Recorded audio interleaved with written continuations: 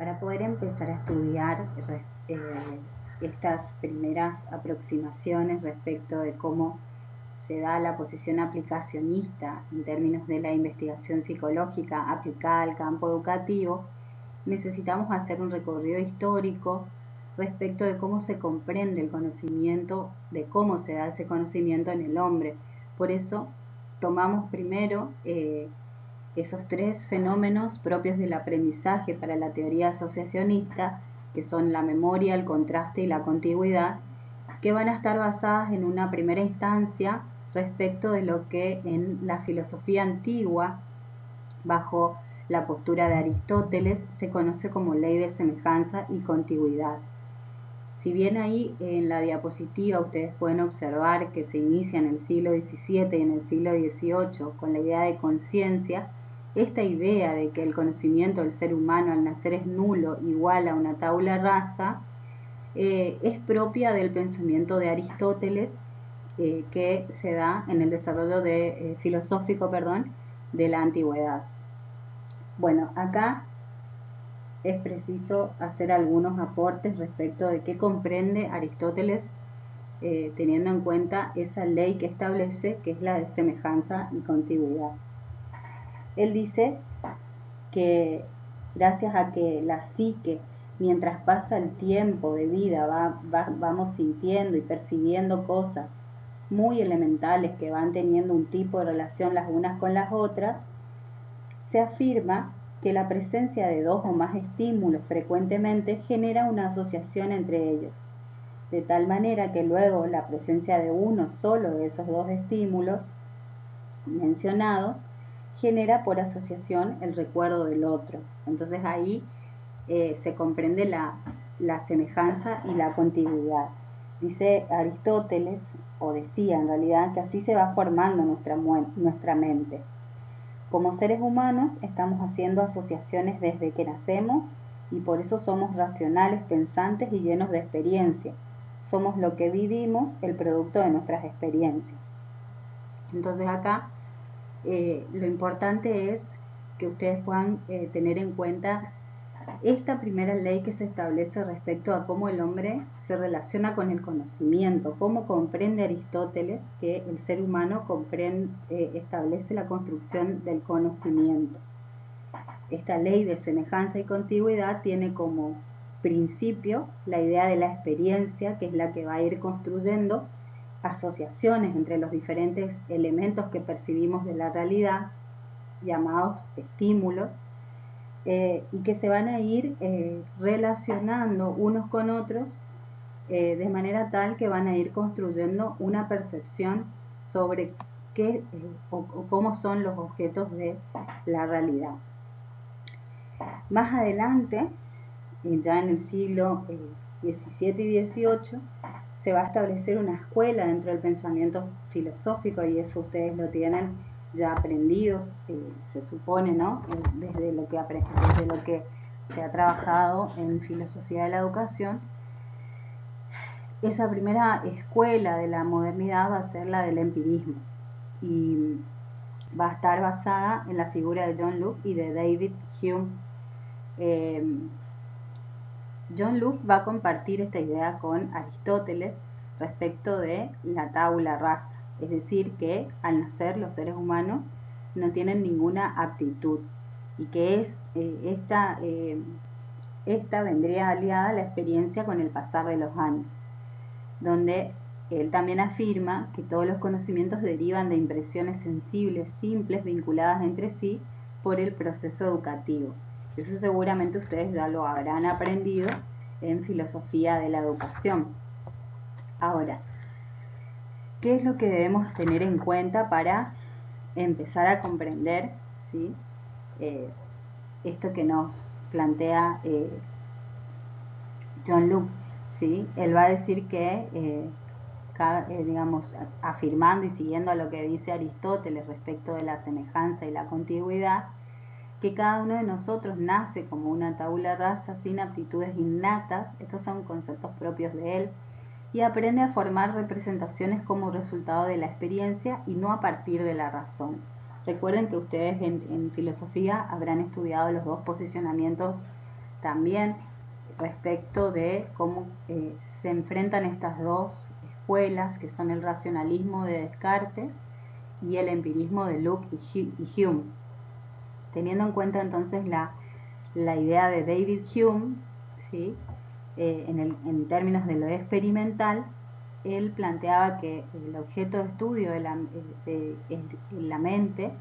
considerada como un espejo de las representaciones de la naturaleza, que aspiraban a dar constantemente un sentido al mundo, en un sentido de establecer un asociacionismo pasivo, ¿sí? Acá estamos hablando de que se nos presentan estímulos de la realidad y que nosotros vamos percibiéndolos y estableciendo una semejanza entre ellos, y que con el pasar del tiempo eso se va a manifestar en una representación concreta, o como dicen ellos, representaciones de la naturaleza, y que tienen como resultado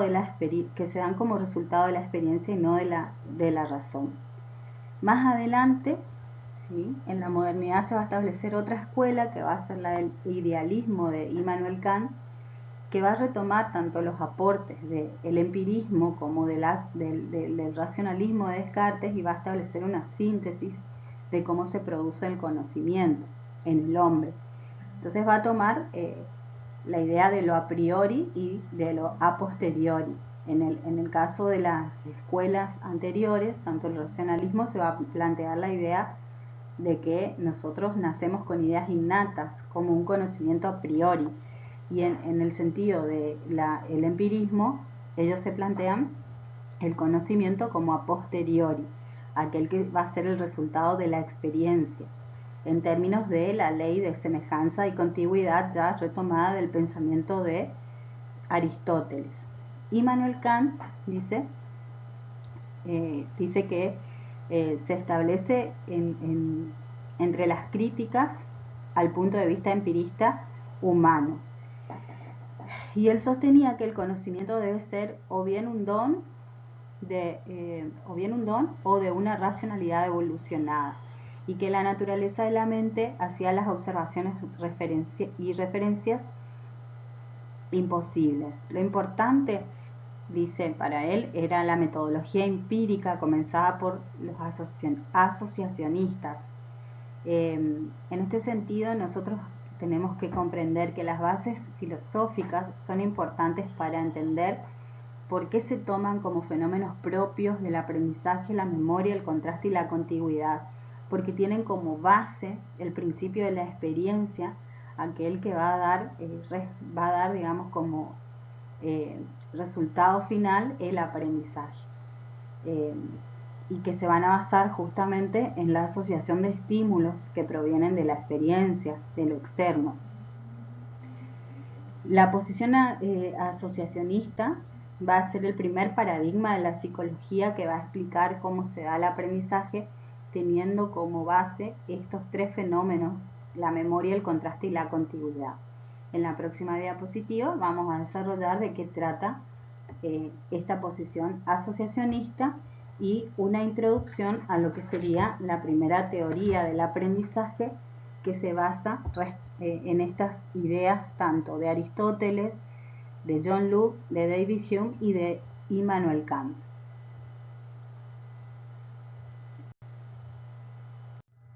Las teorías asociacionistas van a estar representadas por, como ustedes lo ven ahí, David Hartley y James Mill. Este posicionamiento va a iniciar en el siglo XVII y XVIII, y se va a plantear como en su máximo desarrollo a partir del siglo XIX, con los aportes de estos dos representantes.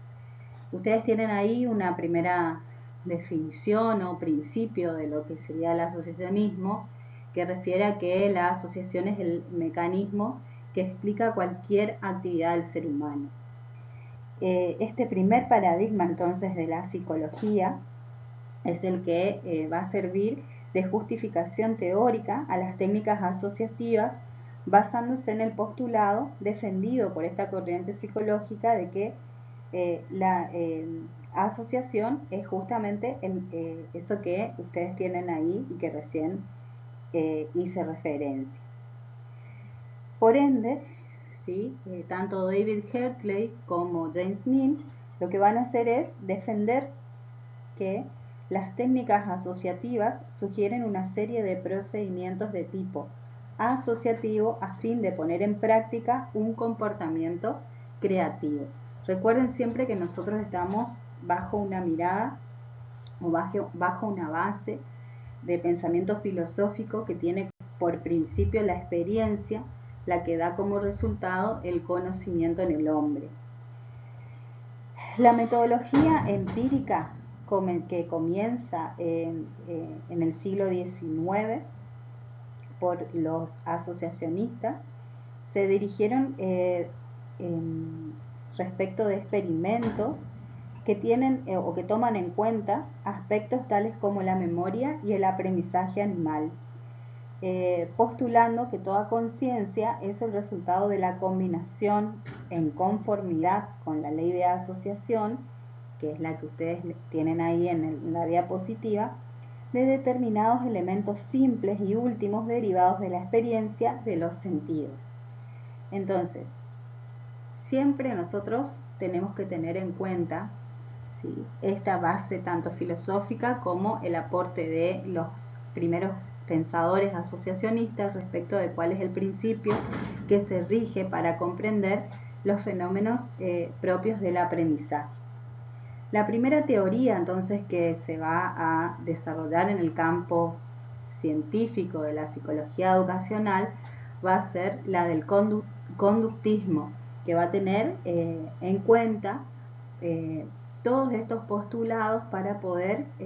dar aportes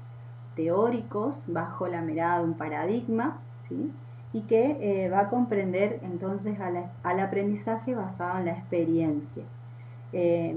¿Cuál va a ser el objeto de estudio del conductismo? La conducta observable. Y respecto de esa conducta observable, entonces va a tomar también elementos para poder establecer cómo comprenden al aprendizaje. Esos elementos van a ser aquellos que responden, ¿sí?, a las consideraciones de tres conceptos principales que ustedes tienen que tener en cuenta y que en una próxima clase los vamos a desarrollar. Entonces, las consideraciones propias que se van a tener en cuenta para establecer el estudio de esa conducta observable van a ser los estímulos de entrada, las condiciones externas, el ambiente, ¿no?, y las respuestas emitidas. Entonces tenemos estímulos que se van a establecer como aquellos que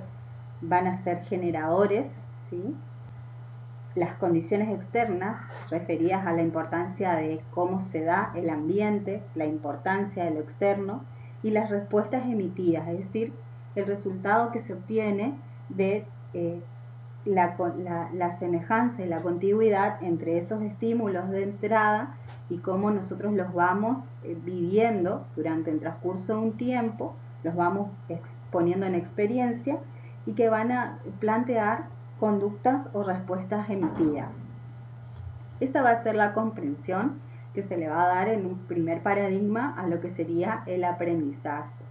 Por ende, entonces, el conductismo se va a transformar en la primera escuela psicológica que va a explicar cómo se da el aprendizaje. Y como tiene en cuenta los postulados de la teoría asociacionista, entonces sus primeros experimentos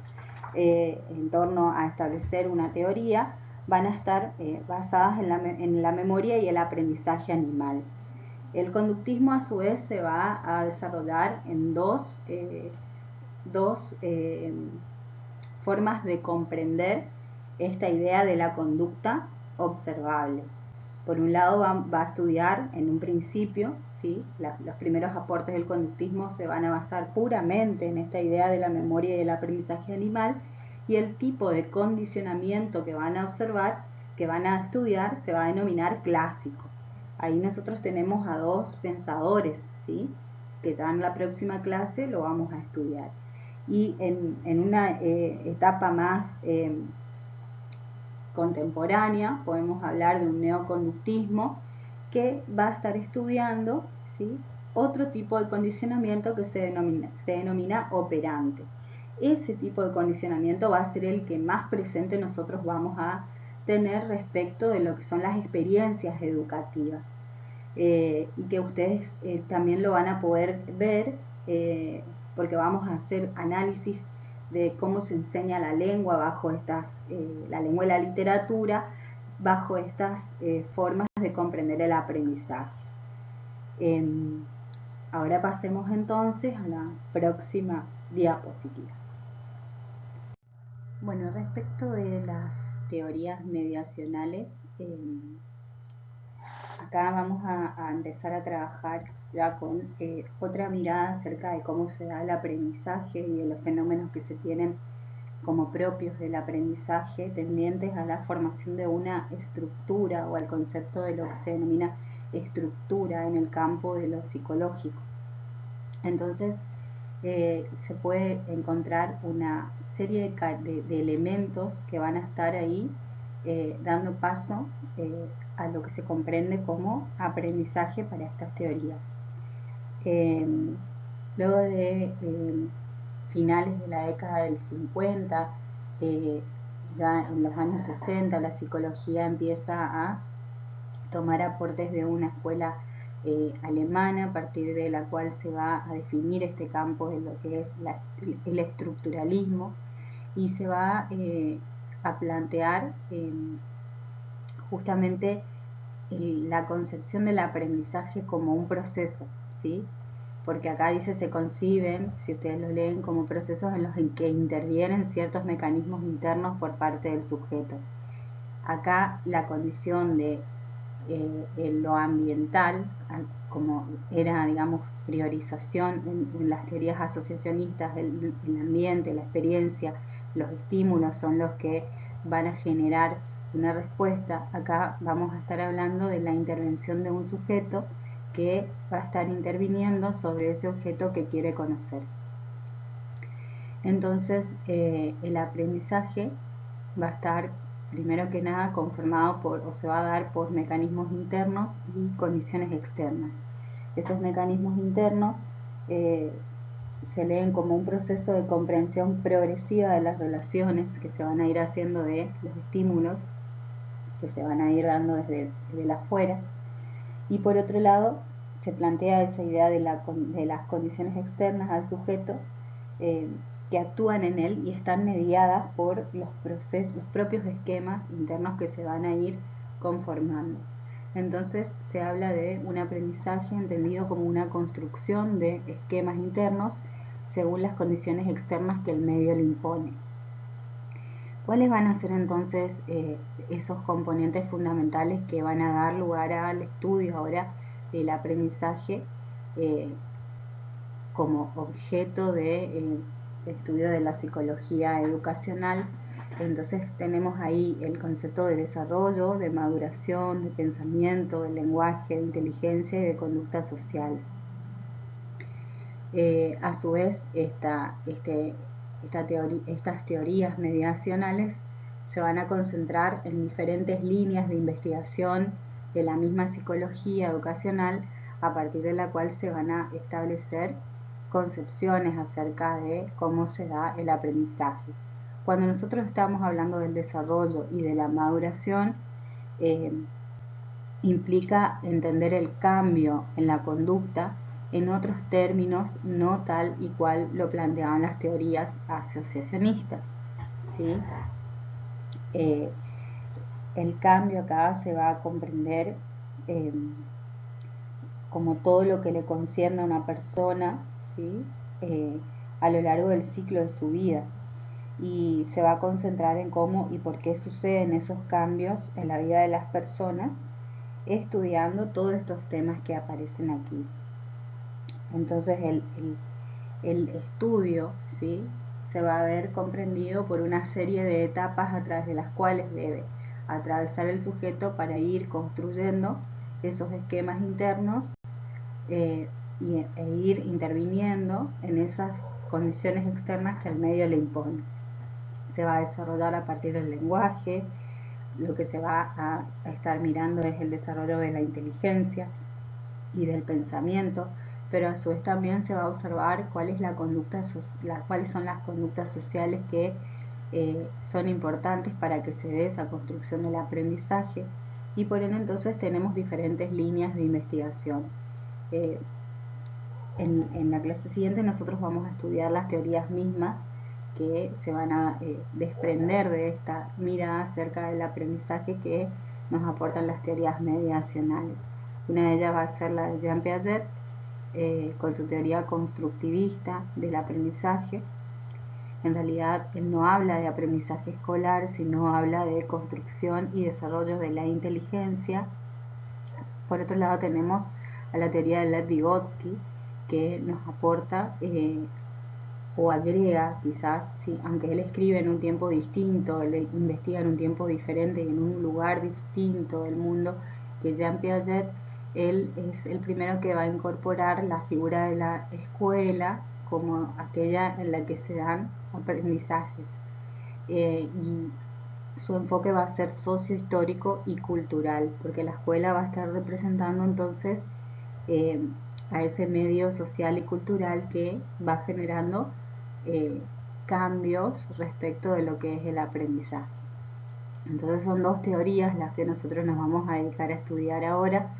que son la de Jean Piaget y la de Lev Vygotsky dentro de las teorías mediacionales. Pero antes que eso es necesario que nosotros revisemos muchos de los conceptos de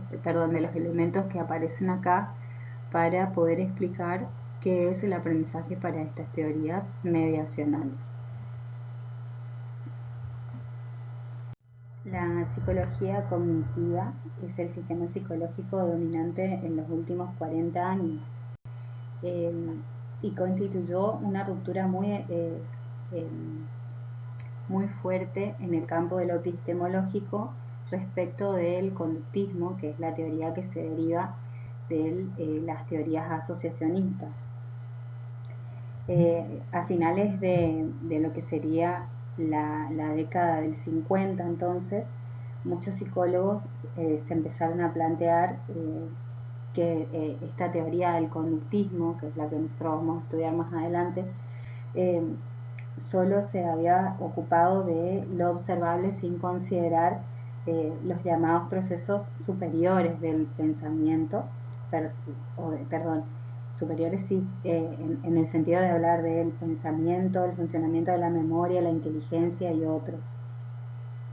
Entonces esto ahora se viene a denominar como procesos más complejos que se van a dar en el momento en el que se produce un cambio en la conducta referido a lo que se considera el aprendizaje. Este nuevo campo de investigación, entonces, que es la psicología cognitiva, estudia lo que sucede adentro de la mente humana, qué ocurre dentro de la imaginaria caja negra que ya la vamos a estudiar desde el condicionamiento clásico y operante, que funciona en la mente de cada persona. Bueno, como dice ahí, como ustedes tienen ahí, los temas más relevantes o los aportes más relevantes que va a tomar la teoría mediacional para explicar el aprendizaje van a ser esos procesos mentales de corte inferior y procesos mentales de corte superior. Así, tal y cual ustedes lo encuentran como proceso mental inferior y superior, lo vamos a estudiar en relación con la teoría sociohistórica de Lev Vygotsky, y aspectos como la inteligencia, el lenguaje, el pensamiento, lo vamos a retomar también desde la teoría constructivista de Piaget, pero no como procesos mentales inferiores o superiores, sino que van a ser parte del desarrollo evolutivo de esa inteligencia, distribuido en diferentes etapas según ese pensador. Los defensores de la teoría o de la psicología cognitiva plantean que mediante los procesos cognitivos cada persona adquiere conocimientos acerca de los objetos de la realidad. Algunos de esos procesos son más simples y son condición para el funcionamiento de otros más complejos. Para ver cómo se relacionan entonces estos dos tipos de procesos, vamos a utilizar algo simple para que ustedes lo puedan comprender. Por ejemplo, para entender lo que en este momento yo como profesora les estoy explicando, ustedes deben atender lo que se está diciendo, observar o en este caso escuchar, percibir lo que están leyendo, por ejemplo, en la filmina, o si estuviéramos en el aula, lo que están leyendo en el pizarrón. Y si ustedes desean relacionarlo con un tema anterior trabajado, deben hacer memoria de lo que se explicó anteriormente y luego elaborar conceptos, y de esa forma están desarrollando la inteligencia y el pensamiento, y poder entonces hacerlos comunicables, y allí trasladamos a la idea del lenguaje. Entonces dicen los defensores de esta psicología que esto da lugar a operaciones mentales de menor o mayor complejidad. Por lo tanto acá, entonces ustedes pueden observar esa diferencia entre una teoría asociacionista y teoría mediacional en cuanto a cómo se posicionan frente a lo que sería el concepto de aprendizaje. ¿Cuáles son los aspectos que se tienen que tener en cuenta en cada una de estos dos enfoques para comprender la diferencia? En las teorías asociacionistas, entonces, lo primordial va a ser la experiencia, el entorno, el ambiente. Es lo que más adelante ustedes van a estudiar como un esquema de aprendizaje que se va a basar en estímulos que producen respuestas, y que esas respuestas a su vez se denominan condicionadas o incondicionadas.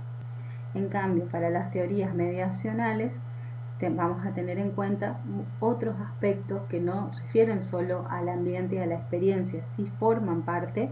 pero no son el determinante del cambio que se va a dar en la conducta respecto del aprendizaje, sino más bien que se va a estar planteando la injerencia, la construcción por parte del sujeto a través de poner en práctica todos estos procesos, tanto inferiores como superiores, y que van a lograr una construcción de sus aprendizajes, una construcción activa de sus aprendizajes. ¿Cuáles son las teorías que van a estar también ahí fundamentando los aportes de la psicología cognitiva? Tenemos que nosotros trasladarnos a ese momento de la historia. Estábamos hablando de finales de la década del 50, entonces van a aparecer los primeros desarrollos en torno a lo que sería la cibernética, y eso se denomina como teoría del procesamiento de la información, en donde se puede comprender que la mente humana funciona como una computadora. Y por otro lado tenemos los aportes de la psicolingüística,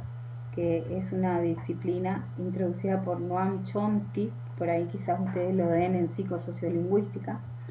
y que él justamente es el que comprueba la insuficiencia de las teorías conductistas para explicar los fenómenos mentales complejos, porque solamente tiende a explicar cómo a través de un estímulo se condiciona una respuesta, es decir, se produce o se genera una respuesta condicionada. Entonces él, Noam Chomsky, propone teorías que explican la adquisición del lenguaje, la comprensión de mensajes y la emisión de respuestas frente a distintas situaciones. Los intercambios que se fueron produciendo entre las distintas disciplinas dieron lugar al surgimiento de esta psicología cognitiva. Entonces, acá lo importante es que ustedes puedan comprender esa gran diferencia entre las teorías mediacionales y las teorías asociacionistas, y que estos conceptos que aparecen ahí de procesos mentales inferiores y procesos mentales superiores son aquellos que van a estar presentes todo el tiempo en el momento en que estemos estudiando tanto a la teoría de Piaget como a la teoría de Vygotsky. Ahora sí, sería importante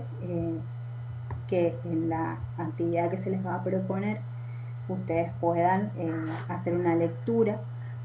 tanto de las teorías asociacionistas como de la mediacional, para que vayan reconstruyendo y vayan elaborando un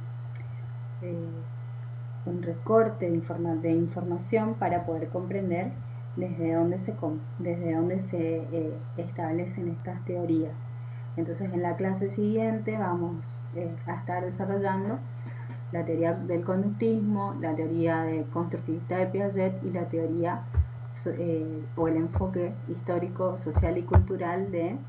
Vygotsky.